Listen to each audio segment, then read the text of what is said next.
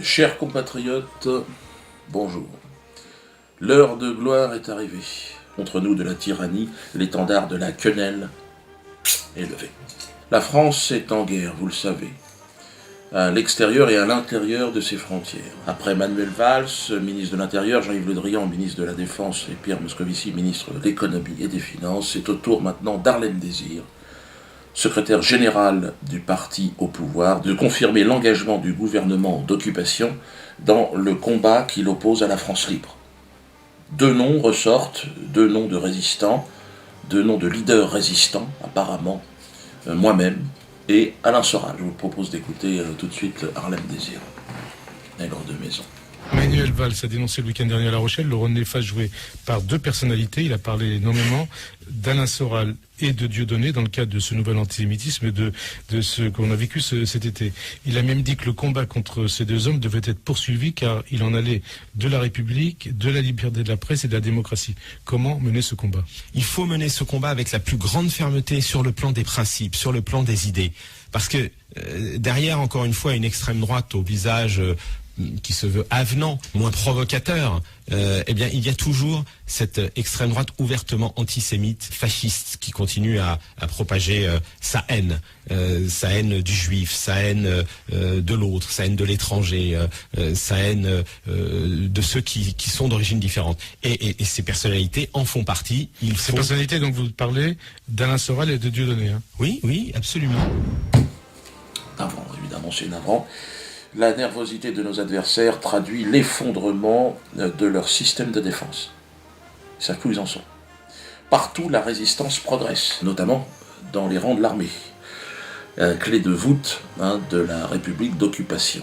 Suite à la brillante offensive quenellienne, dont je parlais il y a peu de temps de nos deux courageux chasseurs alpins, les structures de défense de l'adversaire ont vacillé et ont poussé les élites à une réaction de panique. C'est ainsi que Jean-Yves Le Drian, sur ordre de François Hollande, a convoqué dans son bureau le chef d'état-major des armées.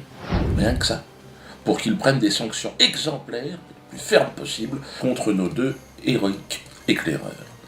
Ces derniers d'ailleurs ont été relevés de leurs fonctions et sont en attente en ce moment de leur jugement. Et vous êtes nombreux d'ailleurs à leur avoir apporté énormément de soutien.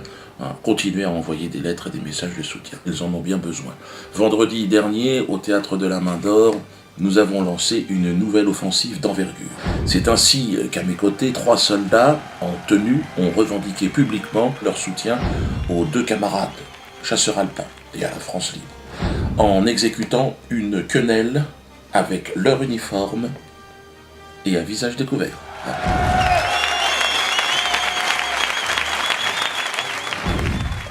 Et ce, malgré l'ordre d'interdiction écrit du chef d'état-major des armées. Le général chef d'état-major de l'armée de terre a demandé des sanctions exemplaires, et il y aura donc des sanctions exemplaires. On n'a plus rien à foutre, les gars, c'est terminé. L'autorité, évidemment, elle a été mise sous pression. Cet acte de désobéissance n'est que le premier d'une longue série. Vous pouvez me croire. Je vous annonce aujourd'hui, là c'est un scoop, qu'un général étoilé est sur le point de rejoindre la quenelle. Un peu de courage, Jean-Jean. Je vais l'appeler Jean-Jean, mais il va se reconnaître. J'appelle donc tous les militaires fiers et dignes de cette France libre de nous rejoindre. Envoyez vos quenelles, laissez tomber vos fusils, on n'en a pas besoin. Cette révolution sera une révolution par la quenelle. En uniforme, visage brouillé, masqué ou pas, comme vous le sentez. Soyez courageux en tout cas, parce que l'heure est historique, le moment est historique. Rejoignez-nous samedi prochain. Samedi prochain, au Théâtre de la Main d'Or à 18h.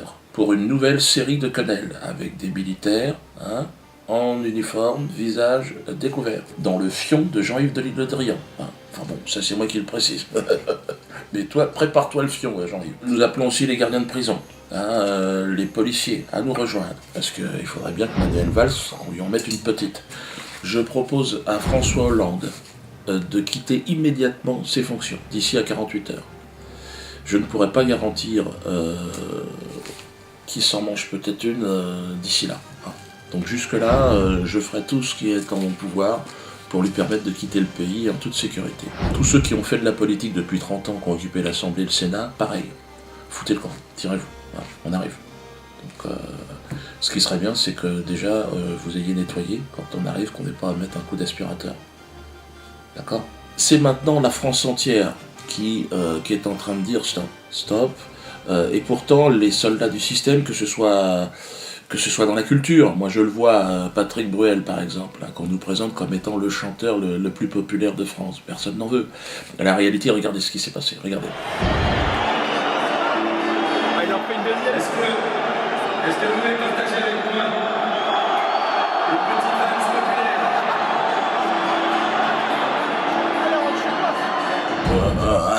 Bon, mis à part le fait qu'il ne sache pas chanter, ça je l'ai toujours dit ça. Il chante comme une casserole. Une craie, tu sais, sur un tableau, c'est plus agréable. Il fait mal aux dents quand il chante. Et pourtant, il était là depuis. Là, c'est fini, c'est clair. Tu vois, Bruel, fous le camp, tire-toi. Je pense qu'il y a un élan populaire. Vous nous l'avez mise, maintenant vous en avez bien profité, partez. Bon, allez, très bientôt. Écoutez, au rythme où vont les choses, je pense que la prochaine vidéo, je risque de la faire à l'Elysée. Ah, j'oubliais. Vous êtes là encore? Ouais, parce qu'il y a Ondelat aussi. Il a réagi sur son Twitter par rapport à nos deux copains, les militaires qu'on fait la quenelle. Il a dit oui, vite, au Newf, vite fait. Juste, ils ont fait une quenelle, ils veulent les foutre au Newf. Alors bon, moi j'ai la chance en plus de participer à un atelier de chansons potaches à la maison de Poissy, maison centrale de Poissy, avec tout un tas de détenus. Et il y a Alfredo Stranieri. Ondelat, il a fait une émission sur Alfredo Stranieri, il s'en est foutu plein les poches, et c'est vrai qu'Alfredo, il n'a jamais eu l'occasion de lui répondre. Donc il m'a dit, si tu le croises, l'autre con, j'ai dit, reste courtois. Il m'a dit, non, je l'encule. J'ai dit, tu fais ce que tu veux. Et il a dit, écoute, si tu le vois, Ondelat, tu lui diras, le jour bientôt arrive où les déjections cathodiques de ton espèce devront rendre compte publiquement pour leurs invectives médiatiques esclavagistes sionistes. Nous nous occuperons personnellement de ton cas, moi et mon époux. Ouais, j'ai été témoin de leur mariage avec Germain Gueff. Mais il n'est pas commode non plus, je sais pas comment tu vas faire. Spécialement délégué à cet effet que nous aurons été par la justice du peuple français enfin libéré. Rira bien, alors, non pas qui rira le dernier, mais qui tiendra la hache. Ouais, ils ont un projet pour toi. Mais il faut dire aussi que tu exagères. T'es con, sur ce coup-là, je trouve. Moi, j'incite pas Alfredo à faire ce qu'il fait, mais toi, si tu finis au Newf, tu vas mal finir. J'ai l'impression que tu vas être reçu, là.